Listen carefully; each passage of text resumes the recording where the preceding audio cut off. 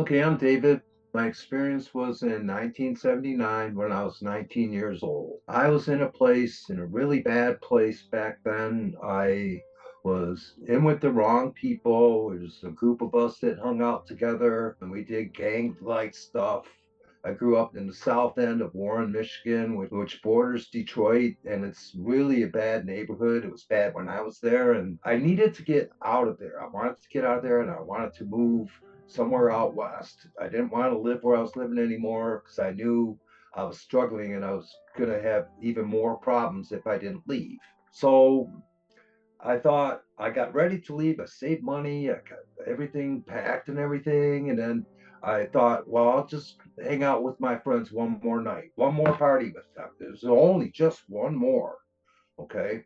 Well, we drank beer all day and smoked weed all day. And then come the evening, I wanted something that was a little more. So I asked my friend, I had a friend who could get me anything. And I asked him to go get me something more.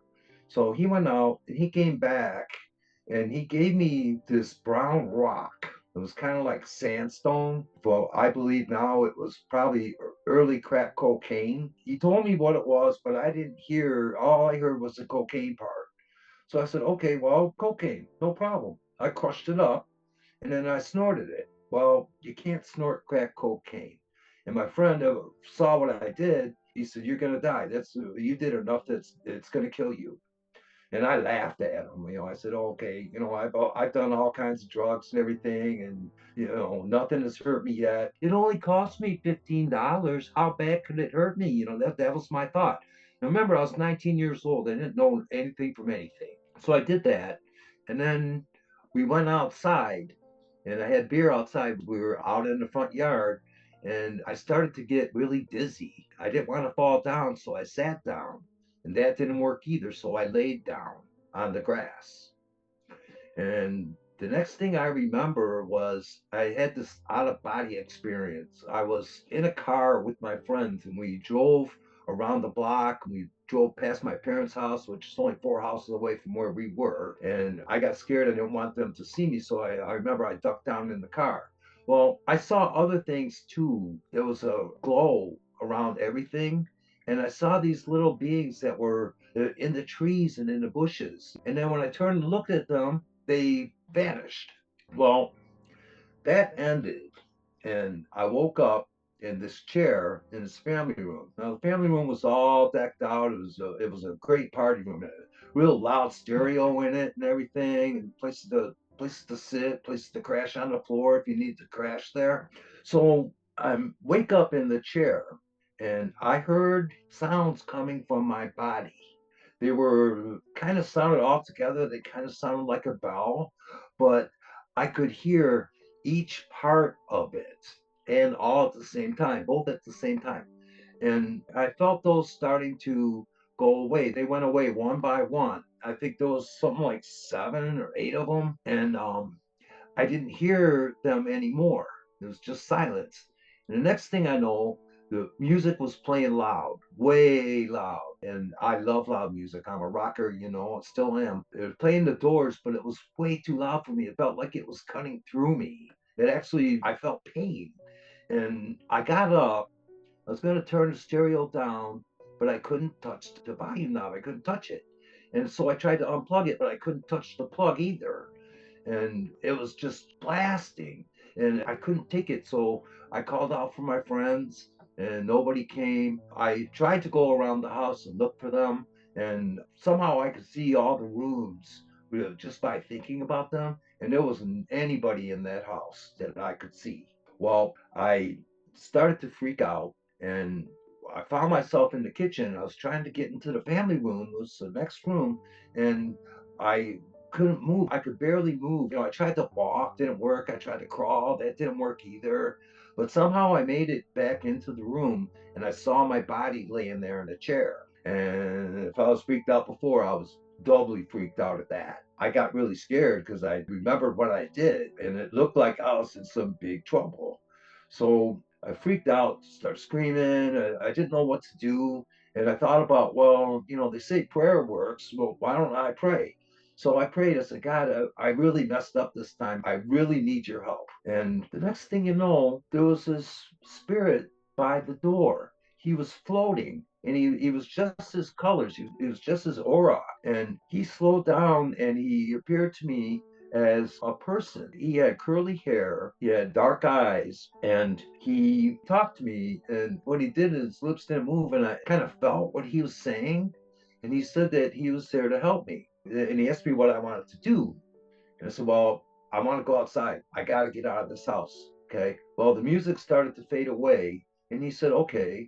And the next thing you know, we were out in the driveway outside. We didn't go through the door. I didn't know how we got out there, but I was out. And that's what I wanted. So the spirit, I call him Bob because he needs a name. I can't say, my friendly spirit a million times.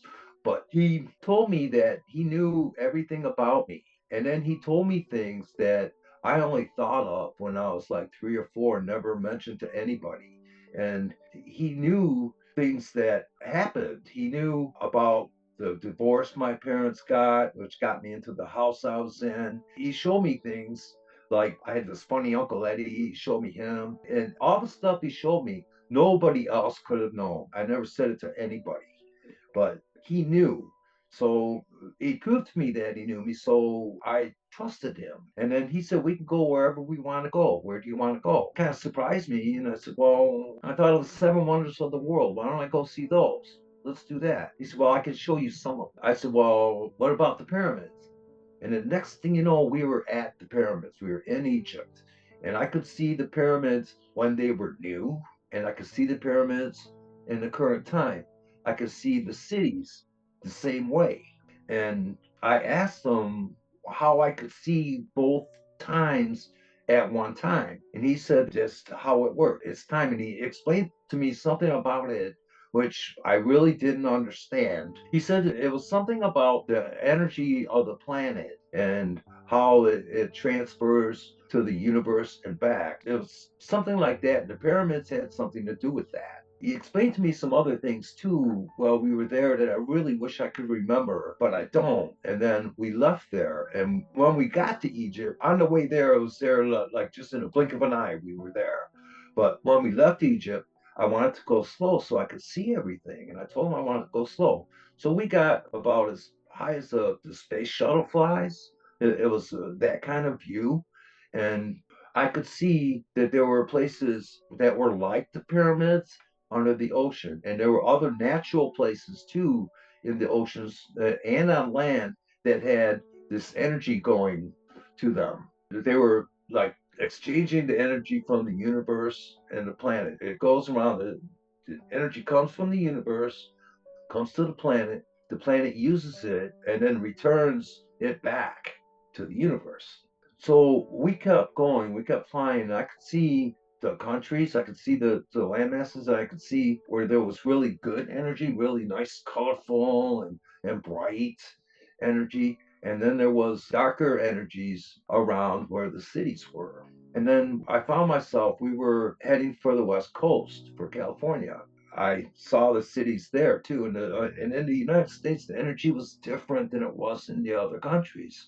It was wild. It wasn't the same as everyone else. It was totally unique. So we kept going, and I saw these streaks of light, like me and Bob were.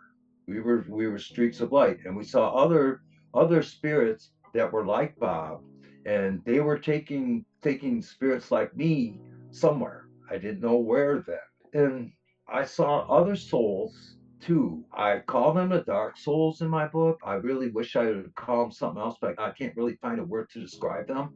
And what they are is they are humans who have passed that have not gone to the light. And there's a lot of reasons why they wouldn't go to the light. Some of the reasons were they don't know about the light and nobody came to help them, or they know about the light, but they want to stay here anyway because they're afraid of it. And spirits like Bob help spirits like them. He explained about the energy and he said that spirits like him help spirits like me.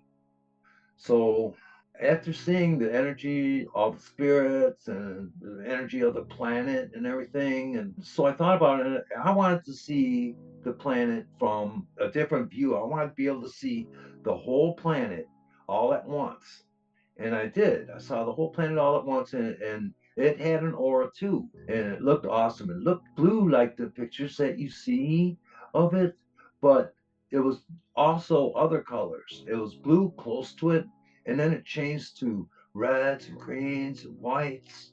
It just looked so beautiful. And Bob told me that the planet has a name, and its name is Gaia. He said that we humans are hurting Gaia. We're not living in harmony with her. We weren't treating her right. We weren't living in harmony with her, and it was hurting her energy. I was concerned about that because I saw how beautiful it was, and we weren't living in harmony with it. I was concerned about it. I was concerned about the planet. Bob said it was right for me to be concerned.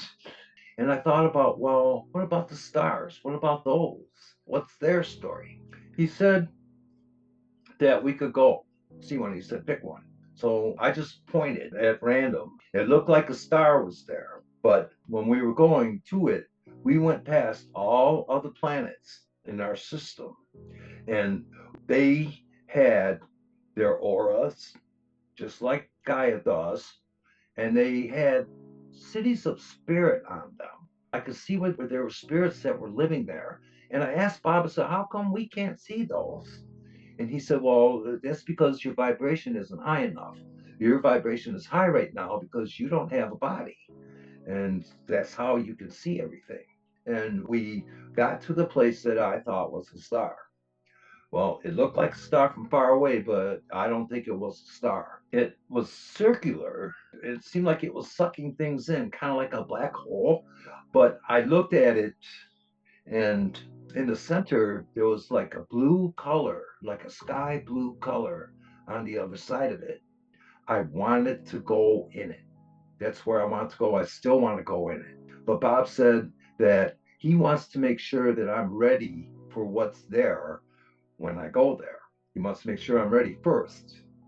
So I didn't know what to do. And I thought about, well, who made all this? Everyone says God made all this. Is that true? And he said, well, he says, you have a different idea about what God is. What God is actually is the energy of everything, the energy that's in everything. Everything is a part of God. He said, you are a part of God. I am a part of God. The planet's a part of God. Everything is a part. It's not, God is not a human. He's not a person, and he doesn't judge you. He just is. Then I thought, well, okay, that makes more sense to me than a God that's gonna punish you, or, or send you to hell or whatever. So I asked him. I said, well, okay, I had a wrong idea about God. What about Jesus? He said, well, Jesus is an ascended master, and there are other masters that are like him. Then this white light came and it surrounded me. I was like in the middle of this white light. And then a figure appeared to me, and he looked just like the picture of Jesus I saw in the Lutheran school that I went to for 2 years. He appeared like Jesus, and I felt like great. I felt like I was somebody, and I was worth something. And he only said one thing to me. He said, tell them to love one another and all will be well. Then he left. And that's all he said to me was just that one thing. And I felt like really great. I felt like I was a part of something. And after he left, I saw all of the planets in a line. I could see all their auras and I could hear them. They were all together and they sounded like a bell, just like my body did. And it was like, it wasn't a ting, but it was the ringing of the bell after you ting, like ting and then, you know how the bells do? Well, I heard that and saw that. And then I thought, wow, how do I get to see this? It was just so awesome. It was the best thing I ever saw, and it made me feel like I was worth something. It made me feel that they are giving me this. So after that, I didn't know what to do. I couldn't think of where I wanted to go. And about said, I know a place we can go. So we went, flew past all the planets again, and we went to this place that was close to Earth. I could see Earth from it, and I could see the spirits like Bob and like me going to the place. So we got there and came down into this like town square type of a place. And there was a big house on my left side, and there was this big building on the right side. Bob took me into the house, and I saw one of the four different rooms in it, and I saw four different spirits. They knew me, but I did not know them, and they were concerned that I was there. And then Bob and I went out, and then we went into the big building. In the big building, there was a wooden bench that glowed. All the wood there glowed. All the buildings were white, and they were framed with wood, and all the wood glowed for some reason. And then to my right, there was these double doors. So me and Bob are in there, and Bob told me to sit on the bench, and he said he has to go in. So he went in through the double doors. He was in there for a while, and while I was sitting on that bench, I started to have a deja vu, like I was there before. And then I started to see the reasons why I was there before. So I was sitting there. I was almost to the point where I was going to find out what it was exactly that I did when Bob came out of the room. And then Bob said, "It's your turn to go in. Go ahead and go in. Don't be afraid and be honest if they ask you questions." So I get in a room, and it's a paneled room. All the wood was glowing. It was like a horseshoe type of a table, and there was these spirits sitting around the table. There was like I don't know, half dozen of them, and I recognized one of them from the time I was there before. And I got scared because I did not have a good thing with him. He was, the enforcer or whatever. So they started to show me my life, and they didn't show me every little thing that I did every time I kicked a dog or whatever. They showed me things that made me into what I was. Like, they told me about Funny Uncle Eddie. They told me about my mom and dad. They showed me that I picked them so that I could help them on their path and go on mine. We went along with that. And then it got to the point where I was coming up on what I did. I was coming up on the current time or whatever you want to call it. So they were done. And then they asked me, "Did you have a more positive life or a more negative life? What do you think?" And I wanted to say positive because I knew that if I was positive, that they would let me stay there. I want to say positive, but when those beings talked to me, they talked to me just like Bob did. It was a telepathic thing. And I thought about lying to them, and they picked up on that. And then they said, "Well, you have to decide what you're going to do. You can stay here if you want to, or you can go back to the planet if you want to." Well, I wanted to stay. I started to argue with them. That's what I did. Wrong thing to do with that group. I found myself outside in this garden. There was a stone bench there, a white stone bench, and it was all these flowers and everything. And there was a river that was off to the distance. So I was sitting there by myself. I started thinking about, well, what can I do to stay here? I need to find a way. I started thinking about all about me. It was all about me. I wanted to stay there. Okay. But then Bob came, and he asked me what I was going to do. I told him, says, "Well, I want to stay." He said, "Well, you got to think about it first." So I asked him, I said, "Well, what's going to happen if I go back?" And he said, "Well," he says, "you're going to get married soon. Your wife is near. You're going to have children. And one of those children is going to be way different than the others. And I'm supposed to be there for him and the others." He said that I would have problems with jobs. He said I've had problems with my health. And he told me bad things that were going to happen to me. And I still wanted to stay there. So I asked him, I said, "Well, when will I go back?" He says, "I can't tell you." So I started asking him leading questions like, "Well, where am I going to be living when I die?" That kind of thing. He showed me where I would be living, and it's basically the area where I live in now. He also said that I would have a brown dog for some reason. I ended up did having a brown dog, but I don't know why he told me that. And he said that I was going to have a hard life when I go back. He said, "Just that's just how it's going to be." And so I thought about it, and I thought, well, why am I thinking about me? What about my kids? What about my wife? I was so far away from getting married then. It was unreal, but she was there, and there was somebody there for me, and somebody was going to want me, and I wanted that. So I decided that I was going to go back, and I told him. He said, "Well, okay, there's something we have to do." So got up, we floated over to the river, and he told me that the river is cleanses you from things that you can't share from there. There were things that I can't share, like stuff that I don't remember. So we were at the river, and he said that the river cleanses you. And then he's told me that I was to share my story, and he touched me on my lips, and on what would have been my lip. That's what I thought he was touching. So I said, okay. And he said, well, you have to go in. So I dove in the river. I came out the bottom of it, and I was in space again.